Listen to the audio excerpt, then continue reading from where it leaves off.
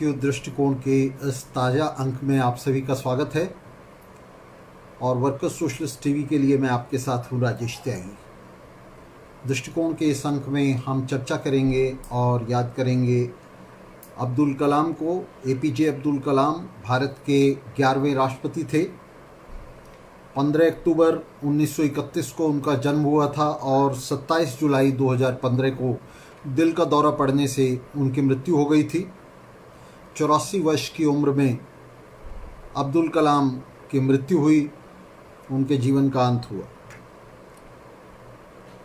उनका जीवन पूंजीवाद के एक गुलाम का जीवन था और इसीलिए आज का हमारा विषय भी है पूंजीवाद का बौना गुलाम अब्दुल कलाम। अब्दुल कलाम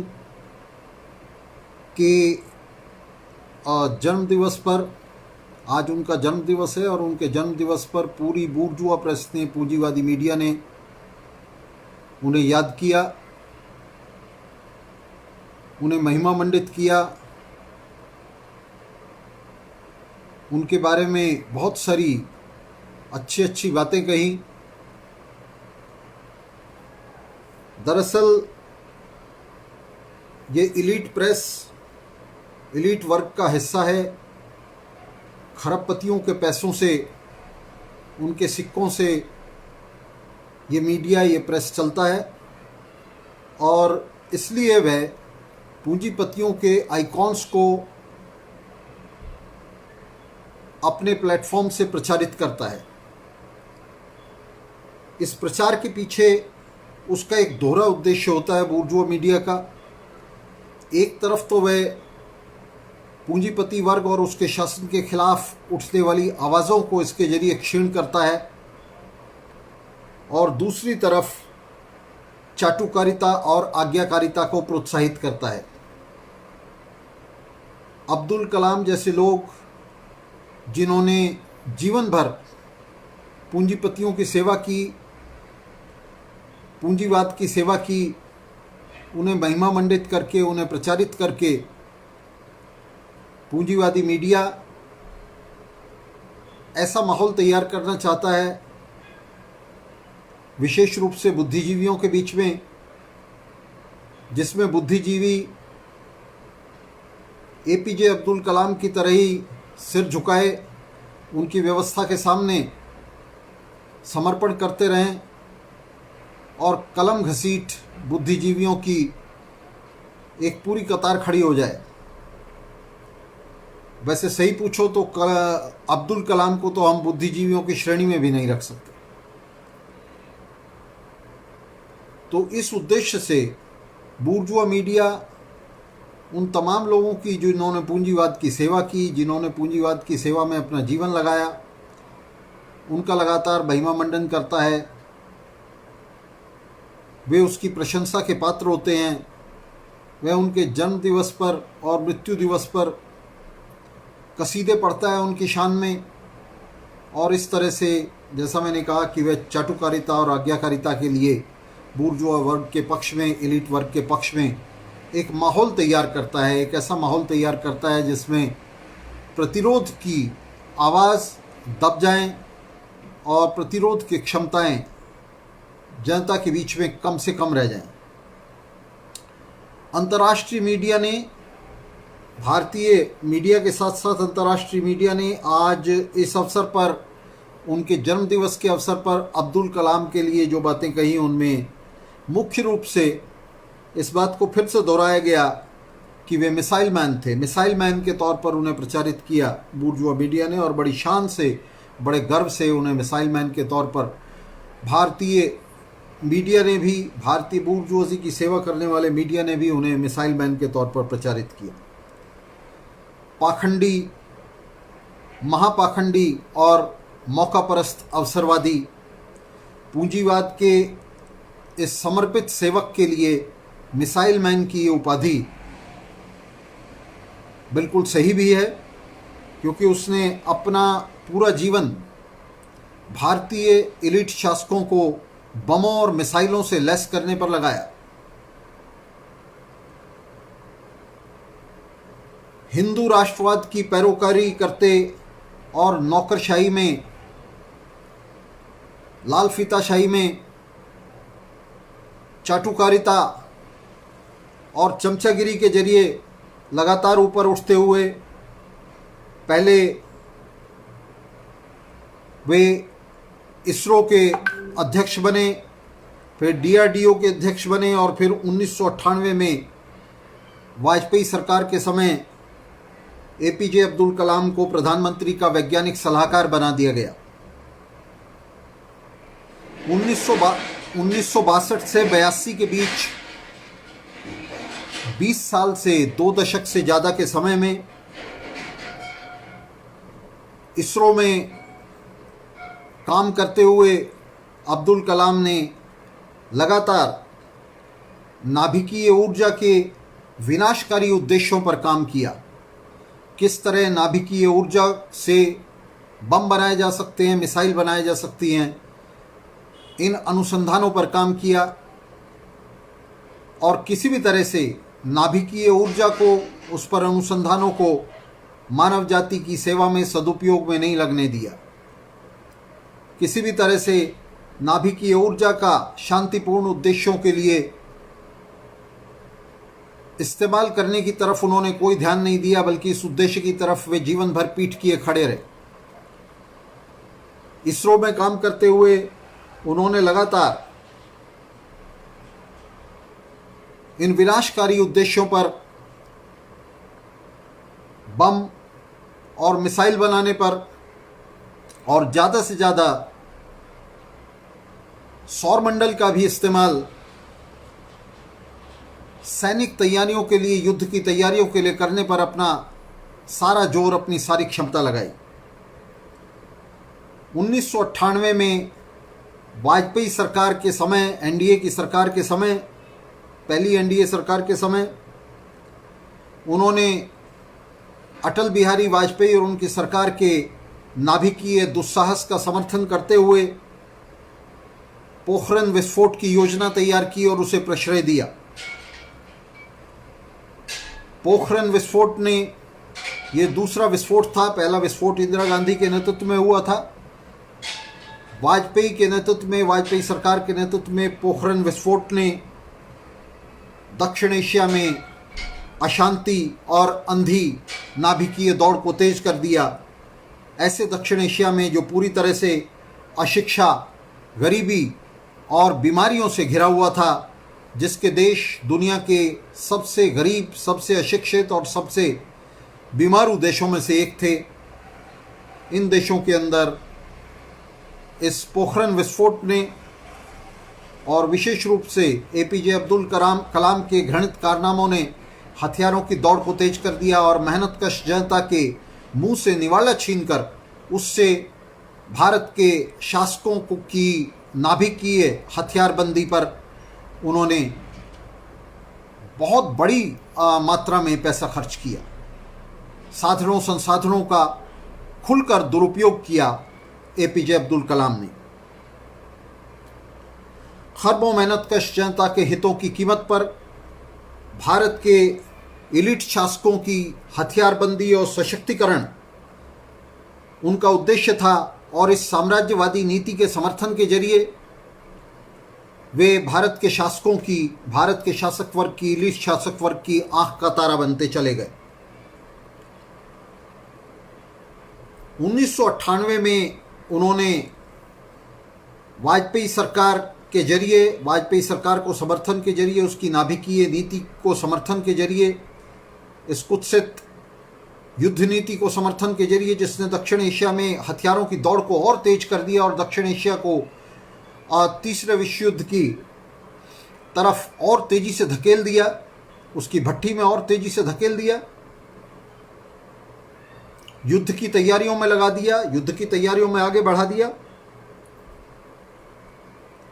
तो उनके इस योगदान के लिए 2002 में वाजपेयी सरकार ने उन्हें राष्ट्रपति पद का प्रत्याशी बना दिया, उम्मीदवार बना दिया और वे चुनाव जीत गए। धुर दक्षिणपंथी ताकतों के समर्थन से,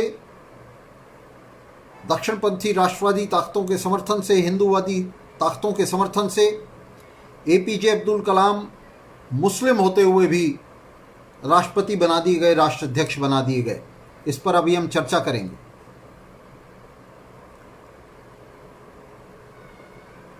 और गजब की बात यह है कि 2002 में उनकी उम्मीदवारी को सिर्फ भाजपा ने नहीं बल्कि कांग्रेस ने भी समर्थन दिया और तमाम बूर्जुआ पार्टियों ने उनकी उम्मीदवारी को समर्थन दिया।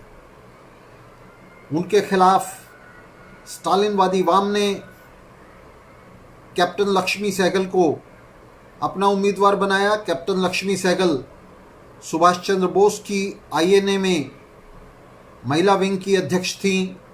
वह आईएनए जिसे सुभाष चंद्र बोस ने फांसीवादी जापान के सहयोग से संगठित किया था, बल्कि सच कहा जाए तो फांसीवादी जापान ने ही इस आईएनए को संगठित किया था और सुभाष चंद्र बोस को के हाथ में उसकी कमान दी थी। तो भारतीय बूर्जुआजी के ये तमाम हिस्से उस समय ब्रिटिश शासन के साथ साम्राज्यवादी ताकतों के साथ, एक या दूसरी साम्राज्यवादी ताकतों के साथ चिपके हुए थे। स्टालिनवादी उस समय ब्रिटिश शासन के साथ चिपके हुए थे और सुभाष चंद्र बोस फांसीवादी साम्राज्यवादी शिविर के साथ जा चिपका था। चलिए, ये तो इतिहास की बात है। हम आपको बता रहे थे कि कैप्टन लक्ष्मी सहगल को स्टालिनवादियों ने एपीजे अब्दुल कलाम के खिलाफ 2002 में अपना राष्ट्रपति पद का उम्मीदवार बनाया था और 2 ही साल बाद ये स्टालिनवादी उस कांग्रेस से जा चिपके जिस कांग्रेस ने एपीजे अब्दुल कलाम का, भाजपा के इस उम्मीदवार का राष्ट्रपति पद के लिए समर्थन किया था।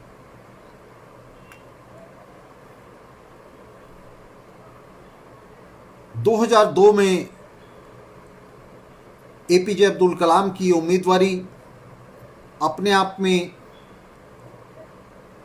एक विरोधाभास दिखाई देता है कि एक तरफ तो हिंदूवादी ताकतें हिंदू राष्ट्र की बात कर रही थीं और दूसरी तरफ अब्दुल कलाम एक मुस्लिम को वे राष्ट्रपति पद का प्रत्याशी बना रही थी।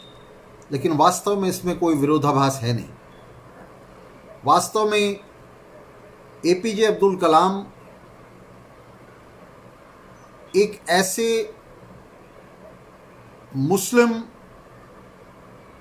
ऐसे मुस्लिम थे जो हिंदूकृत थे, हिंदुआइज्ड मुस्लिम थे। वास्तव में वे आइकॉन थे हिंदुइज्म के, हिंदू राष्ट्र के लिए एक मुस्लिम आइकॉन थे जिन्हें हिंदू आधिपत्यवादी, हिंदू दक्षिणपंथी, हिंदू राष्ट्रवादी आज भी ये कहकर प्रस्तुत करते हैं कि देखिए, मुस्लिम हो तो ऐसा कैसा, जो हिंदू आधिपत्यवाद का समर्थन करता हो, हिंदू आधिपत्यवाद के सामने, हिंदू सुप्रीमेसी के सामने सिर झुकाता हो, उसे स्वीकार करता हो, ऐसा मुस्लिम। तो एक ऐसे आदर्श मुस्लिम को ये हिंदू राष्ट्रवादी ताकतें, दक्षिणपंथी ताकतें सामने लाना चाहती थी और सामने लाई वे 2002 में, जो पूरी तरह से हिंदू राष्ट्र के उनके सपने से सहमत हो, इतना सहमत हो जितना हिंदुओं के भी तमाम हिस्से सहमत ना हो, उससे भी ज़्यादा सहमत हो। तो एपीजे अब्दुल कलाम ऐसे ही थे। एपीजे अब्दुल कलाम हिंदू राष्ट्रवाद से, और हिंदू राष्ट्रवाद का मतलब था पूंजीपतियों का राष्ट्र, पूंजीपतियों का, दक्षिणपंथी पूंजीपतियों का राष्ट्र, एक ऐसा राष्ट्र जो एशिया के अंदर साम्राज्यवादी शक्ति बनने के लिए हाथ पैर मार रहा था। 2002 में उसने अपने सामने ये टारगेट रखा हुआ था कि उसे चीन को पछाड़ते हुए एशिया के अंदर एक महाशक्ति, साम्राज्यवादी महाशक्ति बनकर उभरना है। तो भारत के पूंजीवादी शासकों का ये जो लक्ष्य था कि उन्हें एशिया के अंदर एक साम्राज्यवादी महाशक्ति बनकर उभरना है, इसके इस सपने को पूरा करने वाले एग्जीक्यूटर के तौर पर, निष्पादक के तौर पर, एक दलाल के तौर पर एपीजे अब्दुल कलाम को ये हिंदू राष्ट्रवादी ताकतें सामने लाई। एपीजे अब्दुल कलाम, जैसा मैंने आपको बताया कि वे सिर्फ नाम के मुसलमान थे, वे वास्तव में हिंदू राष्ट्रवाद के सपने को साकार करने के लिए एक निष्पादक की भूमिका अदा कर रहे थे। और ये हिंदू राष्ट्रवाद का जो सपना है, मैं इसमें स्पष्ट कर दूं कि इसका किसी भी हिंदू या मुस्लिम से कुछ लेना देना नहीं है। ये वास्तव में पूंजीपतियों के एक धार्मिक राज्य का सपना है, एक ऐसे राज्य का सपना है जो मेहनतकश जनता को हिंदू मुस्लिम के नाम पर बांटकर सत्ता में बना रह सकता है, जो अडानी अंबानी की सत्ता को बनाए रखने के लिए मेहनतकश जनता को हिंदू मुस्लिम के नाम पर विभाजित कर सकता है, उसे आपस में लड़ा सकता है। ये है हिंदू राष्ट्रवाद। तो इस हिंदू राष्ट्रवाद के सबसे बड़े पैरोकार बनकर, उसके आइकॉन बनकर, एक ऐसे आइकॉन बनकर जिन पर हिंदू राष्ट्रवादी, हिंदू आधिपत्यवादी, हिंदू दक्षिणपंथी ताकतें, पूंजीवादी ताकतें गर्व कर सकती हैं कि वे मुस्लिम होते हुए भी इस हिंदू राष्ट्रवाद का समर्थन कर रहे थे। तो ऐसे एक आइकॉन के तौर पर एपीजे अब्दुल कलाम सामने आए। एपीजे अब्दुल कलाम के बारे में अगर हम बात करें तो उन्हें सिर्फ भाजपा का ही समर्थन हासिल नहीं था, उन्हें साथ ही कांग्रेस का भी समर्थन हासिल था। और तमाम बुर्जुआ पार्टियों ने, जैसा मैंने आपको बताया कि 2002 में उनके इस उम्मीदवारी का, राष्ट्रपति पद के लिए उम्मीदवारी का समर्थन किया था। एपीजे अब्दुल कलाम के इतिहास पर, उनके जीवन पर हम नज़र डालें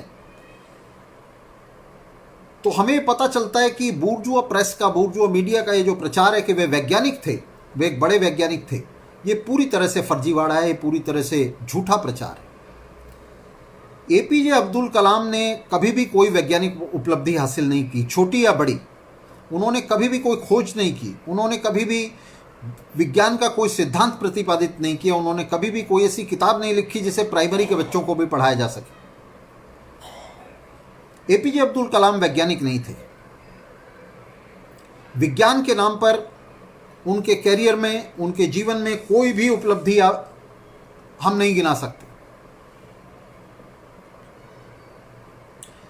वे नौकरशाह थे, ब्यूरोक्रेट थे, और नौकरशाह के तौर पर भी उन्होंने भारत के एलिट शासकों को गरीब मेहनतकश जनता के लिए शिक्षा और स्वास्थ्य की कीमत पर शस्त्रास्त्रों से लैस करने में, बमों और मिसाइलों से लैस करने में अपनी भूमिका निभाई।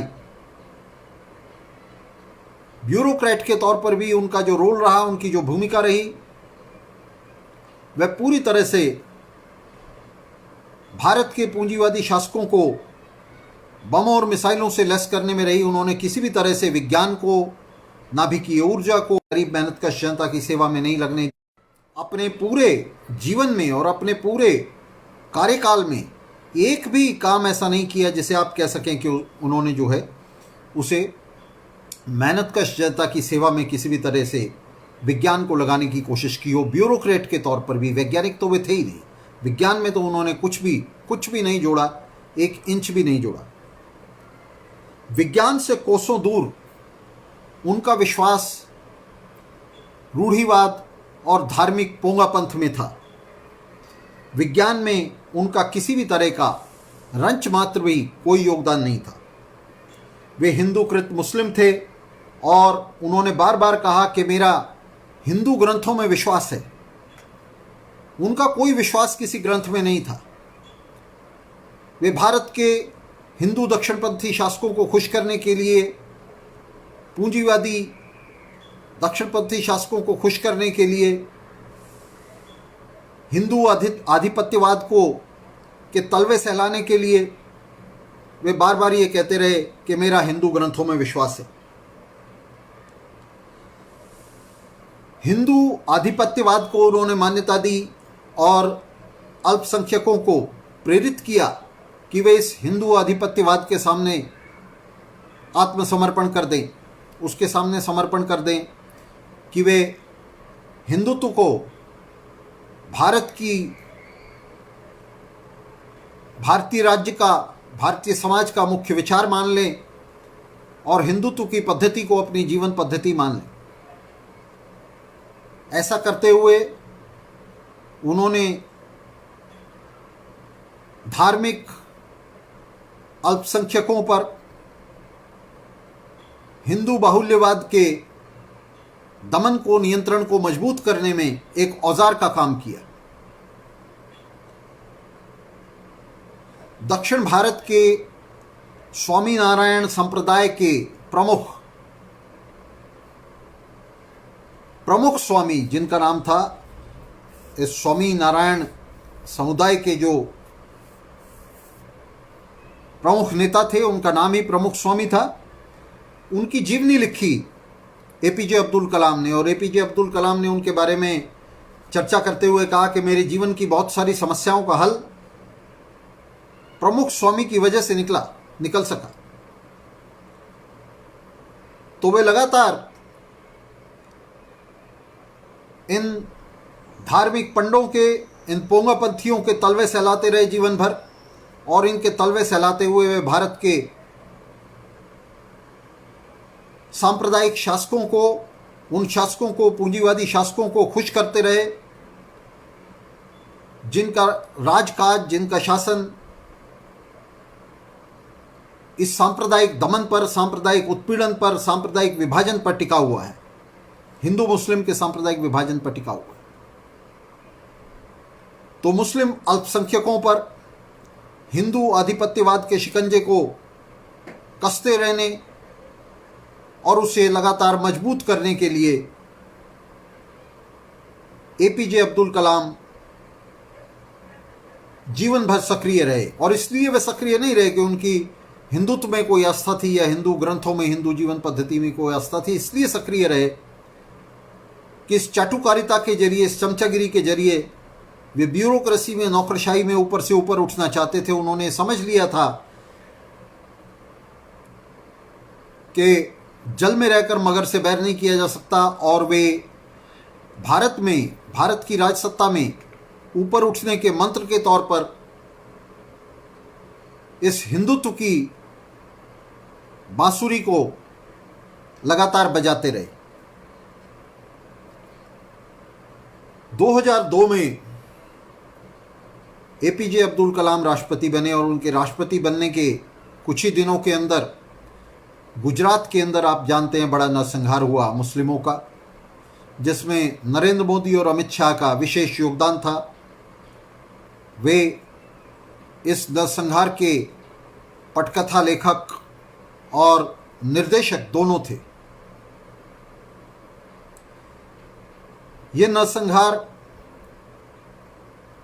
एपीजे अब्दुल कलाम के राष्ट्रपति रहते हुआ, लेकिन एपीजे अब्दुल कलाम ने इस नरसंहार के खिलाफ, जिसमें 2000 से ज़्यादा लोग कत्ल कर दिए गए, गर्भवती औरतों के पेट चीर डाले गए, नन्हे बच्चों को तलवारों पर लटकाकर काट दिया गया, इस नृशंस हत्याकांड के खिलाफ एपीजे अब्दुल कलाम ने एक शब्द भी नहीं बोला। उन्होंने अपना मुंह सिले रखा। उन्होंने पूरे भारत के साथ, भारत की जनता के साथ ये घात किया, ये गद्दारी की। वे संघ परिवार और मोदी शाह की भूमिका पर पूरी तरह से अपने मुंह में दही जमाए रहे, अपने मुंह को सिले रहे। राष्ट्रपति होते हुए भी उन्होंने गुजरात में सांप्रदायिक दंगे को, इस सांप्रदायिक कत्लेआम को रोकने का कोई प्रयास नहीं किया। सांप्रदायिक दंगा नहीं कहूँगा इसको, सांप्रदायिक कत्लेआम था, जिनोसाइड था। इस जिनोसाइड को रोकने के लिए राष्ट्रपति अब्दुल कलाम ने बिल्कुल कोई प्रयास नहीं किया। वे भूमिगत हो गए और इस पर उन्होंने एक शब्द भी नहीं कहा, जबकि उनके हाथ में अनंत शक्तियां थीं। वे गुजरात को फौज के हवाले कर सकते थे। वे आदेश पारित कर सकते थे जिसके तहत गुजरात में दंगों को तुरंत रोका जा सकता था, लेकिन एपीजे अब्दुल कलाम ने कुछ नहीं किया। उन्होंने इन दंगों पर एक सिसकी भी नहीं भरी, इन दंगों की बाद में भी निंदा नहीं की। और इसके बाद आप जानते हैं 2004 में जब कांग्रेस सत्ता में आ गई तब उन्होंने पूरी बेशर्मी और पूरी मौका परस्ती से ये कहा कि अटल बिहारी वाजपेयी ने उन्हें गुजरात जाने से रोक दिया था।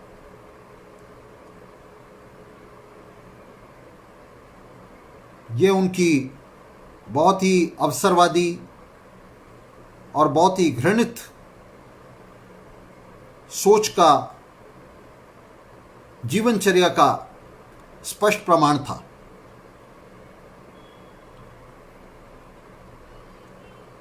उनके कारनामों में अगर हम आपको गिनाएं तो यही नहीं, पार्लियामेंट अटैक केस, जिसे आप सब जानते हैं कि भारत की खुफिया एजेंसियों ने इंजीनियर किया था। उसके अंदर अफजल गुरु की याचिका, फांसी माफी की याचिका, उस पर अब्दुल कलाम ने कुछ भी नहीं किया। हालांकि अब्दुल कलाम जानते थे कि अफजल गुरु को इसमें फंसाया गया है, खुफिया एजेंसियों ने उसे फंसाया है। इसके पुख्ता प्रमाण थे, मुकदमे में इस बात के पुख्ता प्रमाण थे कि अफजल गुरु को फंसाया गया था। लेकिन अब्दुल कलाम ने उस याचिका पर कुछ नहीं किया। अफजल गुरु की याचिका पर को अब्दुल कलाम जो है दबाए बैठे रहे।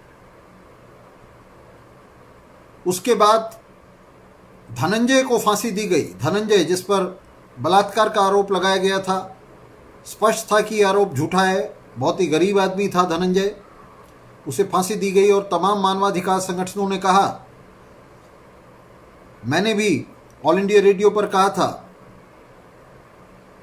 कि धनंजय को बिना साक्ष्य के फांसी दी जा रही है। इसलिए फांसी दी जा रही है क्योंकि वो गरीब आदमी अपना बचाव नहीं कर सका। एक वकील होने के नाते भी मैंने कहा था कि उसमें कोई साक्ष्य नहीं है धनंजय के खिलाफ। धनंजय को फांसी दी गई। उसने अब्दुल कलाम को याचिका दी कि मेरी फांसी रोक दी जाए, मेरी फांसी माफ़ की जाए, उसे उम्र कैद में बदल दिया जाए। अब्दुल कलाम ने कुछ नहीं किया क्योंकि धनंजय गरीब आदमी था। अब्दुल कलाम ने अपने कार्यकाल में वेदांता ग्रुप का समर्थन किया। वेदांता ग्रुप जब किसानों की जमीनें छीन रहा था, बड़े पैमाने पर आदिवासियों को बेदखल कर रहा था, तो उसके पीछे जो ताकतें खड़ी थीं उनमें से एपीजे अब्दुल कलाम भी एक थे। वे वेदांता ग्रुप का खुला समर्थन कर रहे थे। काले कारनामों की, एपीजे अब्दुल कलाम के अपने काले कारनामों की और उन काले कारनामों की जो उनके वक्त में हुए, उनकी एक लंबी फहरिस्त है। इस सब के बावजूद बूर्जुआ मीडिया ने बड़ी बेशर्मी से उन्हें जनता का राष्ट्रपति कहा और इस बात का विशेष रूप से बार बार हवाला दिया कि वे गरीबों के बीच जन्मे थे, गरीबों के बीच उनका जन्म हुआ था। तो दोस्तों, एपीजे अब्दुल कलाम का जन्म गरीबों के बीच जरूर हुआ था, लेकिन उन्होंने उन तमाम लोगों की तरह, जिनका जन्म तो गरीबों के बीच में हुआ था, लेकिन उन्होंने गरीबों को धोखा दिया, जिनमें अंबेडकर से लेकर स्टालिन तक नेताओं की, झूठे नेताओं की एक पूरी कतार शामिल है। उन्हीं की तरह एपीजे अब्दुल कलाम भी गरीबों के बीच में पैदा जरूर हुए, लेकिन उन्होंने जीवन भर पूंजीपतियों की सेवा की और गरीबों, मजलूमों, मेहनतकशों को धोखा दिया। एपीजे अब्दुल कलाम का कुल योगदान, मानवता के लिए उनका कुल योगदान बमों और मिसाइलों के ढेर में, बमों और मिसाइलों के ढेर के रूप में आज हमारे सामने है, जो भारत सहित पूरे दक्षिण एशिया में शांति और स्थिरता के लिए, सुरक्षा के लिए, इस पूरे इलाके की सुरक्षा के लिए एक बड़ा खतरा प्रस्तुत कर रहे हैं। तीसरे विश्व युद्ध की तरफ बढ़ती हुई दुनिया, उसके अंदर बमों और मिसाइलों के ढेर लगाने में जिन लोगों का की हिस्सेदारी रही, जिन लोगों का योगदान रहा, उनमें एपीजे अब्दुल कलाम भी एक था।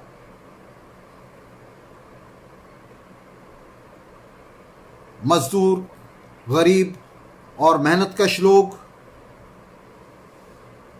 कलाम को एक ऐसे व्यक्ति के रूप में याद रखे हैं और याद करते रहेंगे जो जन्मा तो उनके बीच, मगर जिसने पूंजीपतियों की सेवा करने के लिए उनसे घात किया और जीवन उसने पूंजीपतियों की ताबेदारी की, उनकी सेवा की, और इस सेवा के बदले एपीजे अब्दुल कलाम को मेवा मिली। दरअसल इस मेवा के लिए ही अब्दुल कलाम ने पूंजीपतियों की सेवा की, उनकी ताबेदारी की।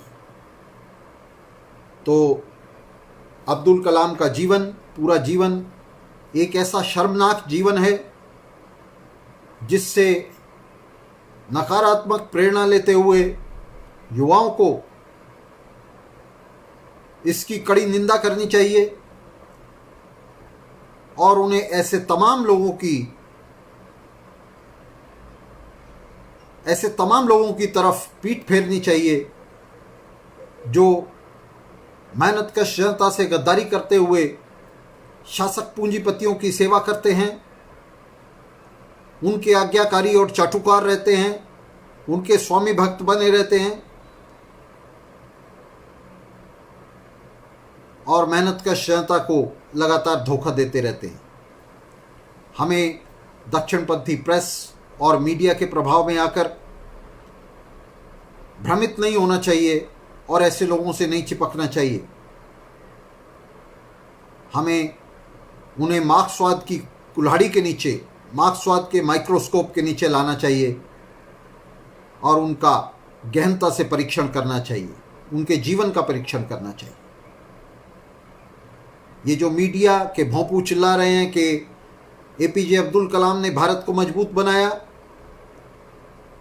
ये भारत को मजबूत बनाने का कोई भी मतलब, कोई भी अर्थ मेहनतकश जनता के लिए सार्थक नहीं है। भारत को मजबूत बनाने का मतलब है भारत को साम्राज्यवादी शक्ति के रूप में विकसित करना, और जितना ही भारत साम्राज्यवादी शक्ति के रूप में विकसित होता जाएगा उतना ही भारत की मेहनतकश जनता के कंधे पर उसका बोझ लदता चला जाएगा। सीमा के बाहर युद्ध और सीमा के अंदर फांसीवाद, ये दो फलक हैं भारत में इस पूंजीवादी विकास के, भारत के साम्राज्यवादी शक्ति के रूप में विकसित होने के। तो हमें ना फांसीवाद चाहिए, ना हमें युद्ध चाहिए। मेहनतकश जनता शांति चाहती है।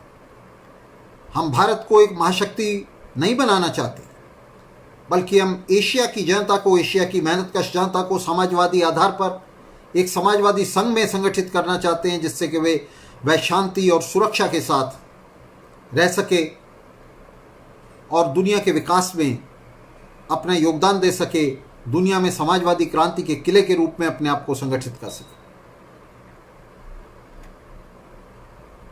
हम युद्ध चाहते हैं, क्रांतिकारी युद्ध चाहते हैं। हम ऐसे युद्ध नहीं चाहते जिसमें दुनिया की मेहनतकश जनता एक दूसरे का गला काट कर लड़ मरे। हम ऐसे युद्ध नहीं चाहते जिनके अंदर भारत, पाकिस्तान, बांग्लादेश, श्रीलंका, बर्मा, अफगानिस्तान, नेपाल के लोग एक दूसरे का गला काटकर आपस में लड़ मरे। हम ऐसे युद्ध नहीं चाहते जिसमें हिंदू और मुसलमान एक दूसरे का गला काटें। हम ऐसे संघर्ष नहीं चाहते। हम शांति चाहते हैं और इस शांति के लिए हम क्रांति चाहते हैं।